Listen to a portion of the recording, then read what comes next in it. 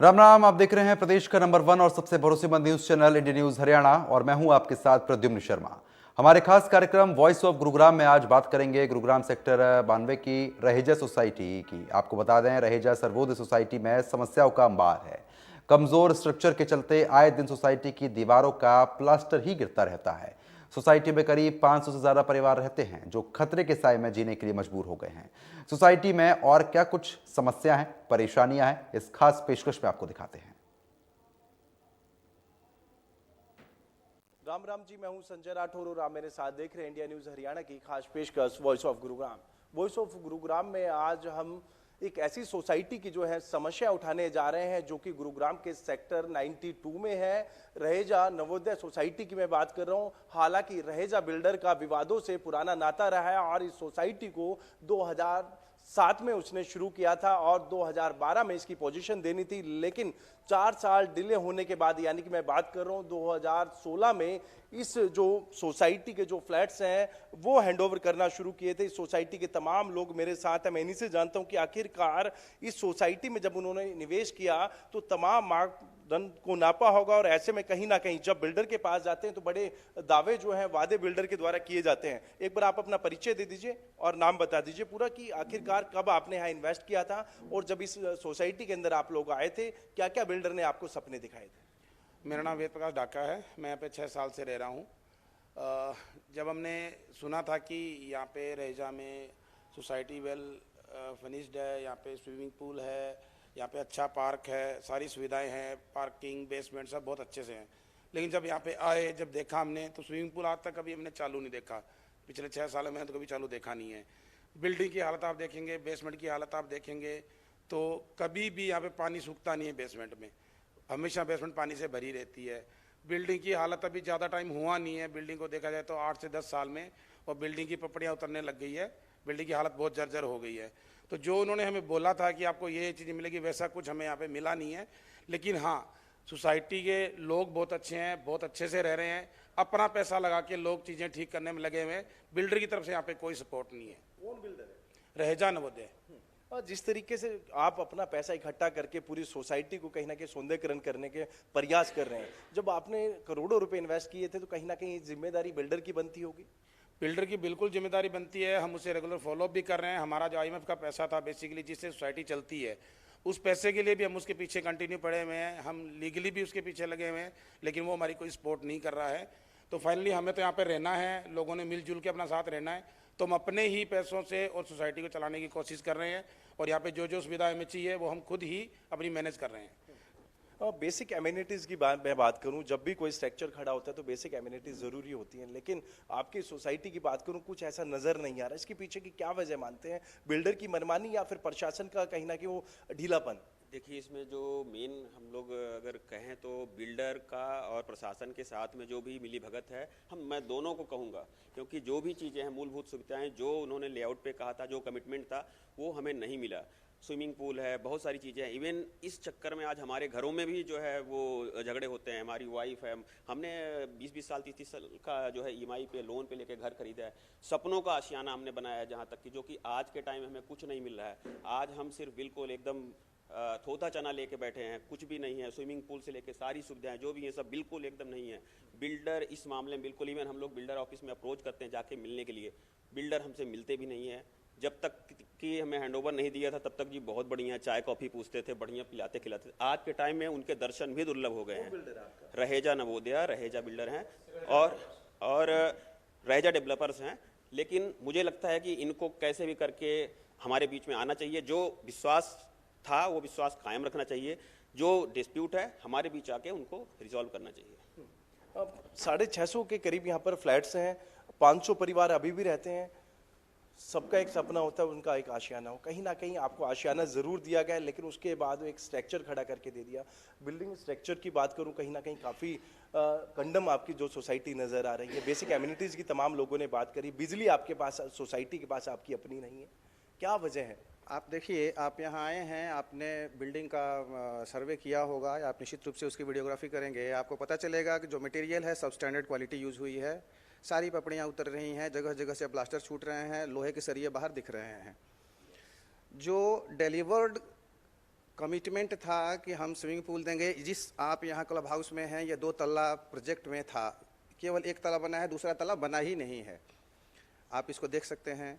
बिजली परमानेंट 2016-17 से इन्होंने डिलीवरी दी, आज तक परमानेंट बिजली नहीं है और यह सोसाइटी कॉमर्शियल रेट पे चलती है। जब इन्होंने सोसाइटी के कंस्ट्रक्शन के लिए कॉमर्शियल कनेक्शन लिया बिजली का, वही कनेक्शन आज तक चलता है और इस सोसाइटी को बिजली विभाग हायर रेट पे चार्ज कर रहा है। उसके लिए सोसाइटी उनके साथ केस लड़ रही है और बिल्डर बिजली का जो इंफ्रास्ट्रक्चर है उसके लिए उनको जो बैंक गारंटी देनी है नहीं दे रहे हैं, उस वजह से हम सफ़र कर रहे हैं।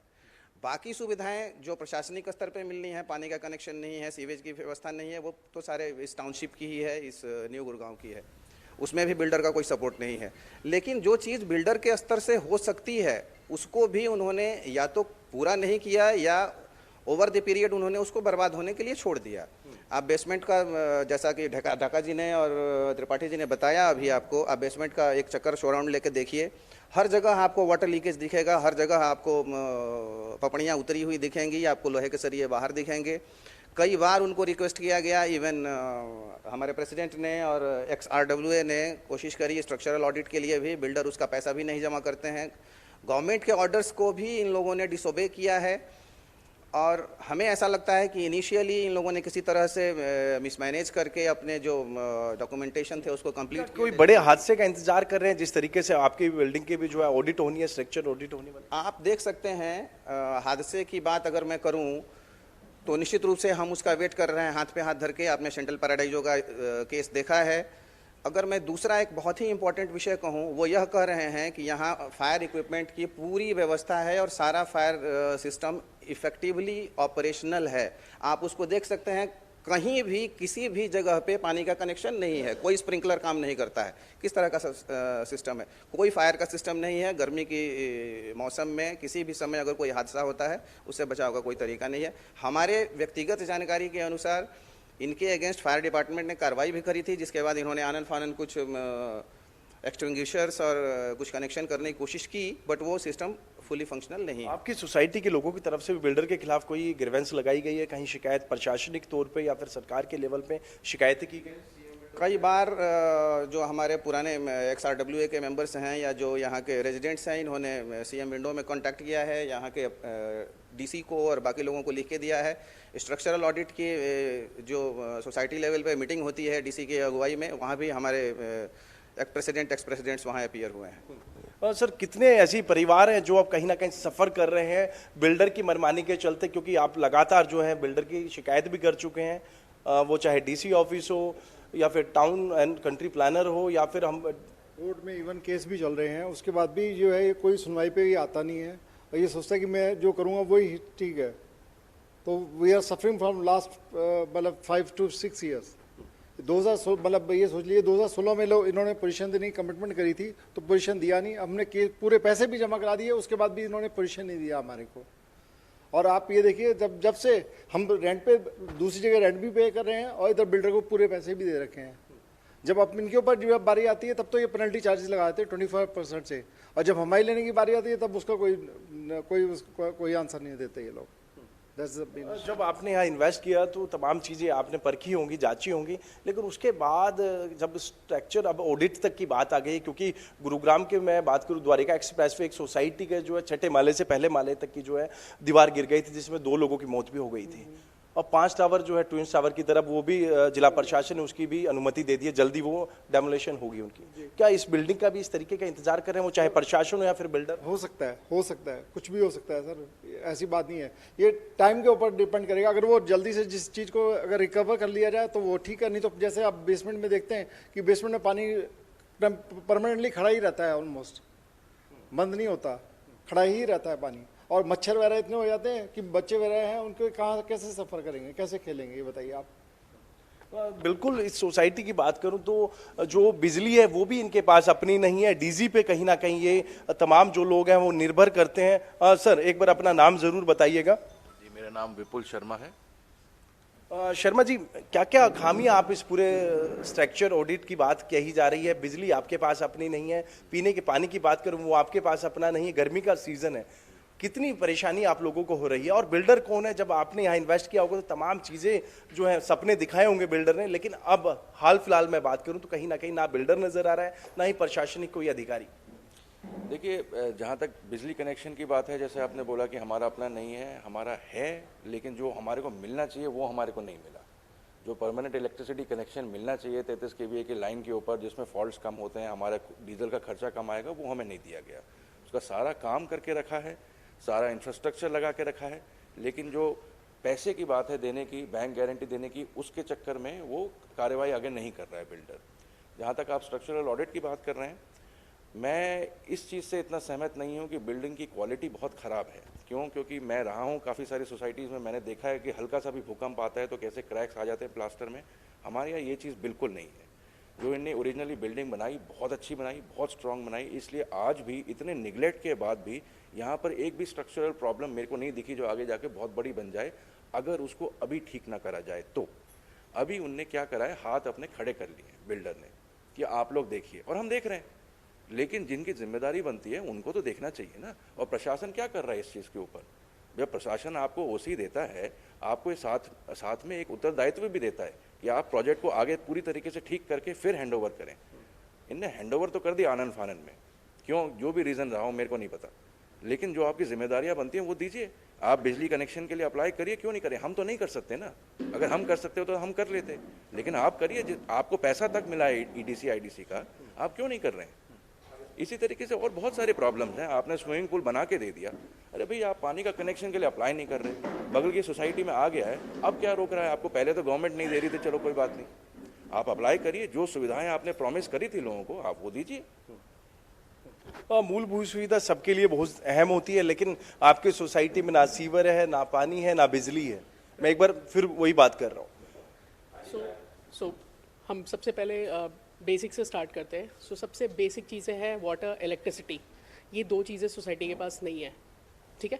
Well builder has committed us well at the time of position कि भाई हम देंगे, आप पोजीशन ले लीजिए, हम देंगे, but there is no action till now, till date. कोई अपडेट भी नहीं है, और आइदर ऑफिस जब भी हम जाते हैं तो भी बिल्डर से कोई अपडेट नहीं है कि कोई कब तक, कोई डेडलाइन, कोई टाइमलाइन, कुछ भी नहीं है ऐसा, ठीक है। सो काइंड ऑफ डिसअपॉइंटमेंट कह लीजिए यहाँ पे घर लेने के बाद, कि भाई चीज़ें जो कमिट करके दी गई थी वो नहीं हो रही हैं एट एनी कॉस्ट, ठीक है। हमने रेरा में केस डाला हुआ है बिल्डर के अगेंस्ट, वो भी चल रहा है। Same to side by side electricity case भी चल रहा है, बट रिजल्ट्स जो है और एट द टाइम, क्योंकि हम सबके पास लाइफ का टाइम जो है वो लिमिटेड है, ठीक है। सो हम कब तक वेट करेंगे, ठीक है। हम खुद से भी ट्राई कर रहे हैं कि हम डिफरेंट ऑर्गेनाइजेशंस को जाके फॉलो अप करना कि भाई आप सीवर लाइन दे दो, आप इलेक्ट्रिसिटी कनेक्शन दे दो, but there is no action, ठीक है। बात वहीं पे आके रुक जाती है कि जो बिल्डर ने डिफ़ॉल्ट किया हुआ है पूरे के पूरे डिफरेंट ऑर्गेनाइजेशन लाइक DHBN, बाकी MCM, और इनके लिए जो पैसा हमसे लिया गया था to get that sewer line, water connection and all, वो बिल्डर ने वहाँ पे डिपॉजिट नहीं किया। So that is the major issue, ये है। और कहीं ना कहीं बिल्डर की मनमानी के चलते तमाम जो परिवार है वो परेशान नजर आ रहे हैं। सर जी हाँ, परेशान तो हैं ही, और हम लोग अपनी तरफ से पूरी कार्रवाई कर रहे हैं, लेकिन दुख की बात यह है कि हमें कहीं से सपोर्ट नहीं मिल रहा है। प्रशासन भी एकदम चुप्पी साधे बैठा हुआ है। कई मीटिंग्स हो गई, DC ऑफिस में पिछले साल हुई थी स्ट्रक्चरल ऑडिट की, तब से कार्रवाई चल रही है, लेकिन कुछ भी आगे 1 साल हो गया।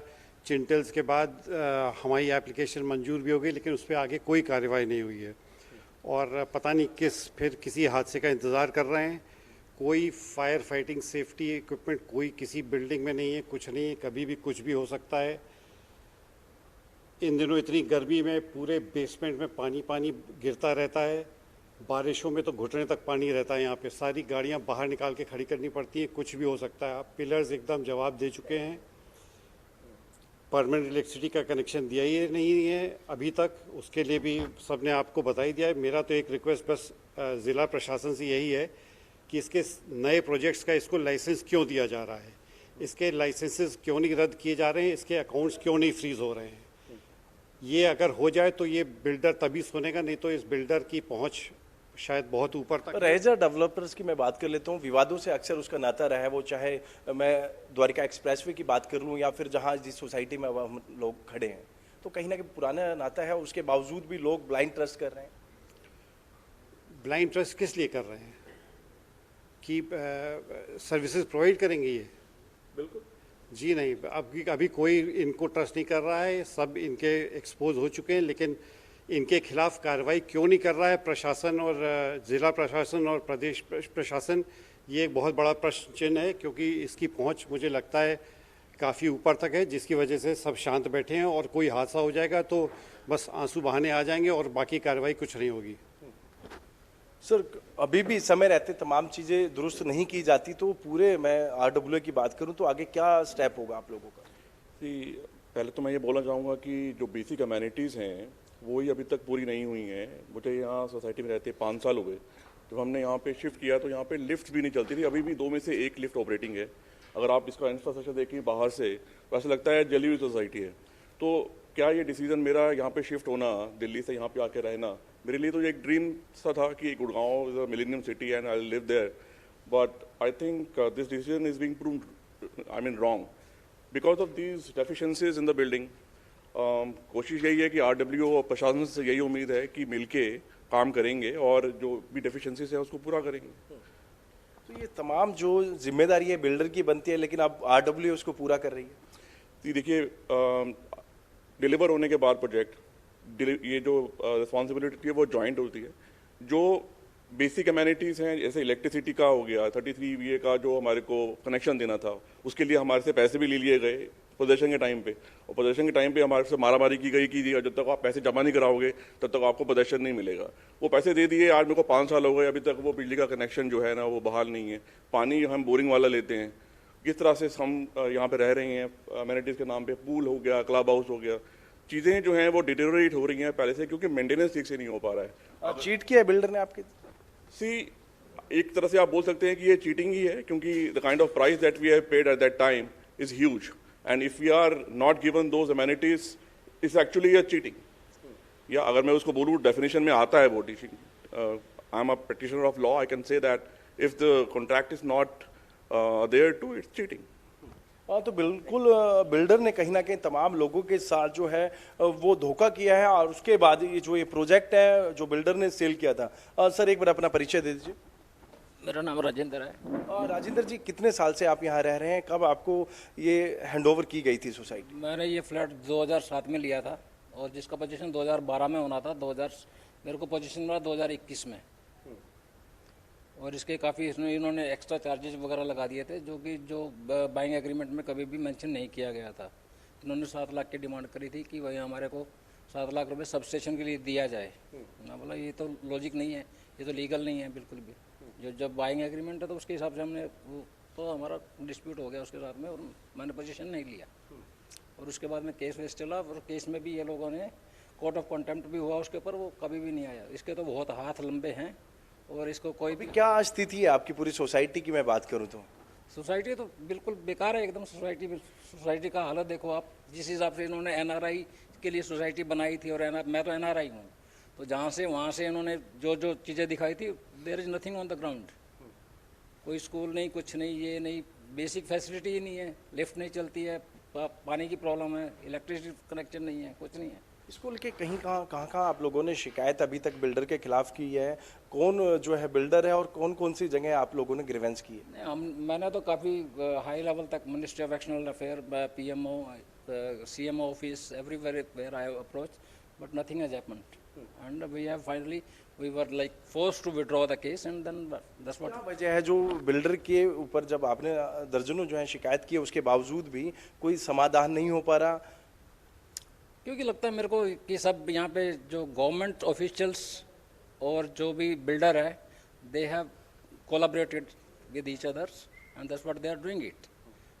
Even the PMO and everybody, they didn't take any actions against them। Ministry of Urban Developments, I have written to Venkaiah Naidu and all these things, nothing has happened। Ma'am, आप क्या कहना चाहेंगे जिस तरीके से कनेक्टिविटी किस तरीके की आप देखते हैं अपने सोसाइटी के आसपास, और बेसिक स्ट्रक्चर की मैं बात कर लेता हूँ, बेसिक एमिनिटीज़ की मैं बात कर लेता हूँ। मेरा नाम कशिश है और रहीजा में हम पिछले 6 सालों से रह रहे हैं। यहाँ पे बहुत सारी प्रॉब्लम्स हैं। बेसिकली अगर आप सबसे ज़्यादा देखें तो सोसाइटी जिस नींव पे खड़ी होती है ना, वो नींव ही अगर कच्ची है तो सोसाइटी कैसे चलेगी। जैसे जो बेसमेंट है यहाँ पे पानी रहता है हर टाइम, यहाँ पे सांप बिच्छू और सारे ये क्या कहते हैं हमारे चमगादड़ वगैरह, शाम को अगर बच्चे नीचे पार्क में आते हैं तो सारे चमगादड़ घेर लेते हैं। मतलब इतनी गंदगी है इस सोसाइटी में ना, आपने एंटर भी किया होगा तो एंट्रेंस इतनी गंदी है, पेड़ टूटा हुआ पड़ा है, बच्चे अगर बस भी आती है तो बच्चों को बड़ी दिक्कत होती है, कोई गाड़ी लेकर आता है तो गाड़ी अंदर डाल, मतलब एंट्री और एग्जिट की प्रॉब्लम है, इतनी सारी प्रॉब्लम्स है। ना क्लब हाउस है, क्लब हाउस में ना एसी है, और मतलब पानी की तो दिक्कत है ही, पानी बोरिंग का पी रहे हैं, मतलब हर टाइम पानी की दिक्कत की वजह से स्टमक अपसेट रहता है। और इलेक्ट्रिसिटी तो नाम मात्र है, मतलब गवर्नमेंट की तो है ही नहीं, ना गैस पाइपलाइन है। मतलब मैं ये सोच रही हूँ कि जो सारे होम्स में भी लोग रह रहे हैं उधर सारी फैसिलिटी, तो हमारी सोसाइटी इतनी पीछे क्यों है। हम सारे ओनर्स मिलके भी बहुत कोशिश कर रहे हैं, पता नहीं क्यों ऐसी सोसाइटी में ये हाल हो रहा है, जिसकी वजह से हम पिछले 6 सालों से बहुत दुखी हैं। और हमारे जो जानकार है, फ्रेंड्स है, वो सोसाइटी से घर छोड़ के भी चले गए हैं, क्योंकि हम जिस चीज़ के लिए आए थे, आज मेरा बच्चा यहाँ पे पार्क में खेलना चाहता है तो पार्क में खेलने के लिए उसको एनवायरनमेंट नहीं मिलता है, क्लास डिफरेंट आ गई है, तो आप बताओ अपने बच्चे को कैसे पार्क में छोड़ोगे। हमें हमेशा सेफ्टी सिक्योरिटी है ही नहीं यहाँ पे, गार्ड अगर आप देखो तो गार्ड नहीं है, मतलब इतने सारे इश्यूज़ है, सफाई की भी कोई व्यवस्था नहीं है, तो ये इतनी सारी प्रॉब्लम्स है। RW भी कितना कर लेगी, है ना, जब तक आपकी जो मेन पावर होती है उसमें पावर होनी चाहिए। मैम, जब आपने यहाँ इन्वेस्ट किया तो तमाम सपने देखे होंगे आपने भी तमाम लोगों के साथ, अब किस तरीके से आप महसूस कर रहे हैं। देखिए, मैं रुचि रहेजा से, मैं यहाँ मतलब गुड़गांव में तो एटलीस्ट मुझे 15 साल हो गए हैं, तो मैंने एक सपनों का घर जैसे सभी देखते हैं मैंने भी देखा था। अब सपने अभी क्लब हाउस में ही टूट रहे हैं, जैसे AC में सबके पसीने छूट रहे हैं, तो ठीक है ना। तो ऐसे ही सपने देख के हम रहेजा में आए थे, तो हमें लगा कि यार पता नहीं फैसिलिटीज़, एटलीस्ट बेसिक फैसिलिटीज़ तो होंगी ना, कि मैं अपने बच्चों को सेफली पार्क में छोड़ सकूँगी, सेफली वो घूम सकेंगे। बट यहाँ पे डेली रूटीन वाले काम ही, जैसे गार्बेज, और बेसिकली तो यहाँ इलेक्ट्रिसिटी नहीं है, ठीक है ना, कि DG सिस्टम चलता है सारा दिन। आप EWS से कभी बात करिए, वो कहते हैं हम डीजल पीते हैं सारा दिन, क्योंकि इलेक्ट्रिसिटी कनेक्शन ही नहीं दिया गया यहाँ। पानी की दिक्कत इतनी ज़्यादा है कि बच्चों का, मेरे बेटे का तो पेट ही नहीं ठीक हुआ अभी तक, मतलब जब से हम शिफ्ट हुए हैं अराउंड 4 इयर्स हो गए हैं, तो उसका तो पेट ही अपसेट रहता है इस सीज़न में, तो बेसिकली क्योंकि टाइम चेंज हो रहा है और टैंक्स का कुछ पानी बोरवेल का इतना गंदा आता है यहाँ पे।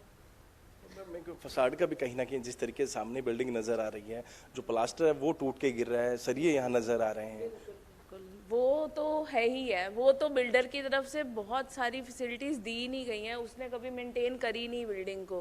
मैं वही कह रही हूँ ना, इस क्लब हाउस को ही देख लीजिए कितना मेंटेन्ड है ये, ठीक है ना, उसने इसको कंप्लीट नहीं किया। इसके साथ में स्विमिंग पूल आप देख रहे हो, वो कंप्लीटेड नहीं है। आप इस साथ वाले स्पा को देख लीजिए, अंदर हर चीज़ उसने जैगुआर कॉलर की फिटिंग्स लगा के उसने छोड़ दिया है कि अपने आप कोई ना कोई तो कर ही लेगा ना। जब हम उसके पास जा रहे हैं, उसका कोई रिस्पॉन्स ही नहीं है हम लोगों के लिए। हाँ, तो बिल्कुल तमाम लोग हैं ये जिन्होंने अपनी आबीती बताई, और कहीं ना कहीं रहेजा बिल्डर, जिसका लगातार विवादों से नाता रहा और एक नया कहीं ना कहीं इसको विवाद जरूर कहा जा सकता है। गुरुग्राम के सेक्टर 92 की रहेजा नवोदय सोसाइटी की मैं बात कर रहा हूँ। इन लोगों के पास अपनी बिजली कनेक्शन नहीं है, जो होना चाहिए था, बिल्डर के द्वारा लगना था 33 kVA। पीने की पानी की मैं बात कर लूँ या फिर सीवरेज सिस्टम की बात कर लूँ, कोई भी इन लोगों को बेसिक एमिनिटीज़ और मूलभूत सुविधा के कहीं ना कहीं ये लोग इंतजार कर रहे हैं कब इन लोगों को मिलेंगे, और उसके बाद कहीं ना कहीं अपने परिवार के साथ एक अच्छा जीवन बिता सकते हैं। मेरे साथ आज इतना ही, और आगे फिर हम एक नई सोसाइटी के साथ आपको मिलेंगे। आज के लिए मेरे साथ इतना ही। देखते रहिए वॉइस ऑफ गुरुग्राम।